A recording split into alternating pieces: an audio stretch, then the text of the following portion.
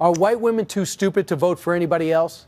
I don't think so, but apparently that's the thought on the left. We hear this a lot, not just in regards to white women, but that if you're a conservative, if you're a Republican, you're not just wrong, but you're a bad person. And right now we're hearing that especially about white women because they tend to vote, at least a large portion of them, for Republican candidates.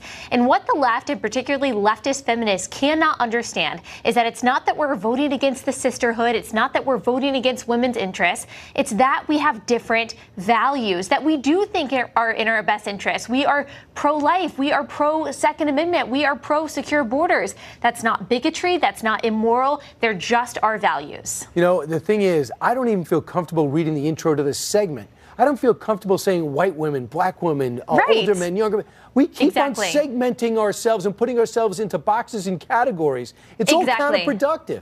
I felt completely uncomfortable writing the term white women in the article that I wrote for Town Hall, but it was really just using the leftist terminology. And what we see increasingly, which I think this is very troubling on the left, is that they insist upon judging people by the color of their skin, by their political affiliation and their sex, rather than the content of their character. So rather than talking to someone like me and asking me about my values, they say, you're white, you're wrong because you're a Republican, and because you're a woman, you're also a traitor. So I watched Bernie Sanders make a comment, and I'll paraphrase. He says essentially the reason why Stacey Abrams and Andrew Gillum didn't win, it seems, is because they don't feel, white people don't feel comfortable yet voting maybe for the first time for a black person, but eventually they will.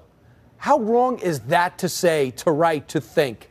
Well, of course, there are no statistics whatsoever backing that up. I am sure. And again, I don't even like talking about people based on the color of their skin, but I'm sure that most white people would say, I'm going to vote for someone based on my values. I don't really care what their religion is or what their skin color is.